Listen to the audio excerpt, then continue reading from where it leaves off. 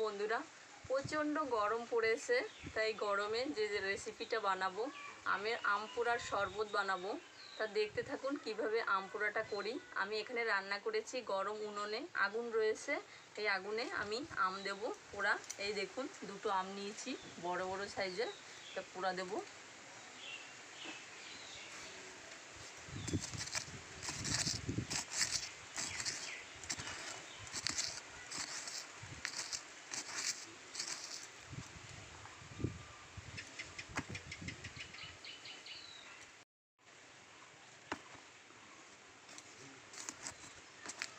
এই যে এবার এই ছাই দিয়ে ঢেকে দেবো।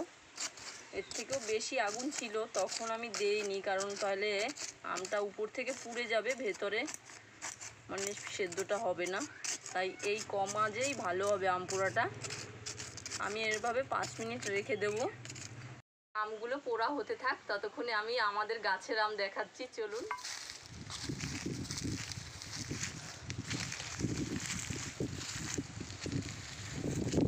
এই দেখুন বন্ধুরা, কত গাছে আম হয়েছে। এই আমগুলো পাকলে যা মিষ্টি হয়, প্রচণ্ড মিষ্টি হয়, আর এত সুন্দর একটা সেন্ট আসে, দারুণ। দেখুন কত আম হয়েছে, প্রচুর আম হয়েছে। এটা আমাদেরই গাছ, অনেক ছোটোবেলা থেকেই আম হচ্ছে, মানে এইটুকু গাছ থেকেই আম হচ্ছে। বন্ধুরা এবার আমি দেখব আমটা কতটা পোড়া হয়েছে। এই দেখুন, এটা কিন্তু খুব সুন্দর পোড়া হয়েছে। গা থেকে পুড়ে গেলেই যে পোড়া হয় সেটা না, সেটা কিন্তু ভালো পোড়া হয় না। এইটা একটু ছোট, এটাও ভালো হয়েছে, এটাও ভালো হয়েছে। এগুলো কিন্তু একদম পুড়ে গেছে, মানে সেদ্ধ হয়ে গেছে। এটা আরও বেশি ভালো হবে। জল দিয়ে ভালো করে ধুয়ে নেব। এবার আম ছুলে নেব। গরম রয়েছে এখনো। ও কি সুন্দর পোড়া হয়েছে দেখুন।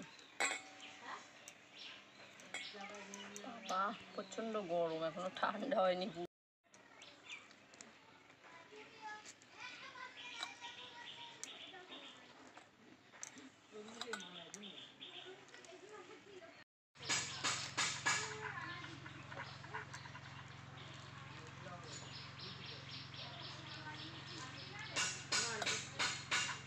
দারুণ পোড়া হয়েছে, ঠিক আছে।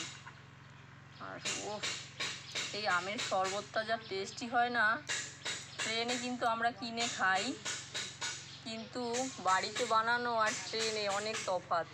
কারণ ওরা অনেক কিছু দেয়, আর বাড়িতেই একদম পারফেক্টভাবে পরিষ্কার পরিচ্ছন্নভাবে খাওয়া যায়।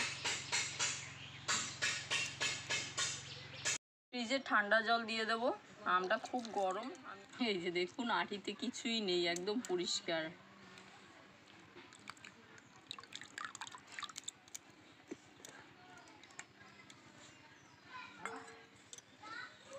এবার একটা গামলা নিয়েছি আর একটা ছাঁকনি নিয়েছি, এবার আমি ছেঁকে নেব। এই যে দলা দলা ভাবটা আছে না, এরকম আমি ঘষে দিলে এটা ঠিক হয়ে যাবে। দেখুন বন্ধুরা, কোনো আম নষ্টই হয়নি। এই দেখুন, এইভাবেই করবেন। আপনাদের বাড়ি যদি মিক্সচার না থাকে কোনো অসুবিধা নেই, এইভাবে একটা ছেঁকনির সাহায্যে এরকম মিশিয়ে নিলেই হয়ে যাবে।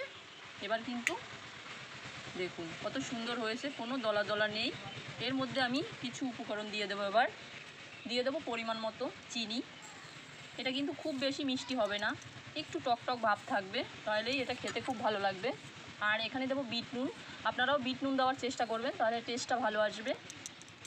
দিয়ে দিলাম 1 চামচ মতো বিট নুন। এবার ভালো করে মিশিয়ে নেব। চিনিটা যতক্ষণে না গলছে ততক্ষণ পর্যন্ত এভাবে আমি হাত দিয়ে চিনিটা গুলিয়ে নেব। শরবতটা কিন্তু রেডি। ডেকোরেশনের জন্য আমি একটা মশলা বানিয়ে নেব, তাতে দেখতে সুন্দর লাগবে। তার জন্য দিয়ে দেবো চিনি, লঙ্কার গুঁড়ো, বিট নুন,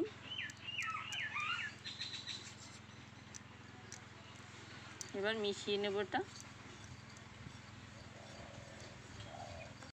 আমি এখানে প্লাস্টিকের 5টা গ্লাস নিয়েছি, এটা আমি মাখিয়ে নেব একটু। দেখুন গ্লাসগুলো আমি রেডি করে নিয়েছি। এবার আমি আমের যে আম পোড়ার শরবতটা আমি ঢেলে নেব।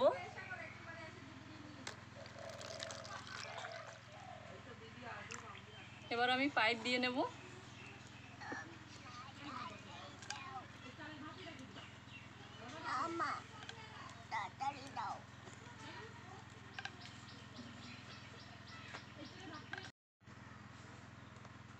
তা বন্ধুরা, শরবত রেডি আর খাওয়ার জন্য চলে এসেছে অনুষ্কা আর অনুষ্কার বাবা। খেয়ে বলবে কেমন হয়েছে।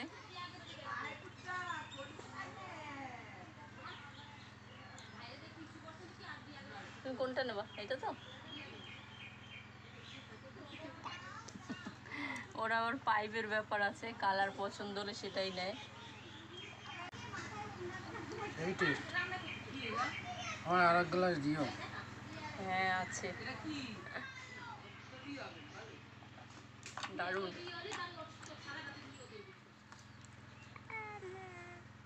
দারুণ। এই স্বাদটা কিন্তু ট্রেনে যে আমরা কিনতে পাই সেটা পাওয়া যায় না। বাড়িতে যে সুন্দর একটা পোড়া পোড়া গন্ধ সেটা কিন্তু পাওয়া যায় না ট্রেনে। দারুণ লাগছে। আর এই গরমে দেখুন ঘেমে গেছি, প্রচণ্ড গরম। গরমের সময় পোড়া আমের শরবত যদি এরকম পাওয়া যায়, মানে 1 থেকে মনে হয় 5 গ্লাস খেয়ে ফেলি। আপনাদের দাদা কিন্তু 2 গ্লাস খেয়ে ফেলেছে। দারুণ লাগে গরমের সময় এইভাবে। এখন তো প্রচুর আম পাওয়া যায়, আম পুড়িয়ে শরবত বানিয়ে সবাই খাবেন, দেখবেন শরীর মন প্রাণ একদম জুড়িয়ে যাবে। আর ভালো লাগলে লাইক করে দেবেন। নিত্য নতুন রেসিপি পেতে হলে আমার চ্যানেলটিকে সাবস্ক্রাইব করে আমার পাশে থাকবেন। পাশে থাকা বেল আইকনটি প্রেস করে দেবেন, যখনই আমি ভিডিও পোস্ট করব সবার আগে নোটিফিকেশন পৌঁছে যাবে। আপনারা ভালো থাকবেন, সুস্থ থাকবেন। টাটা।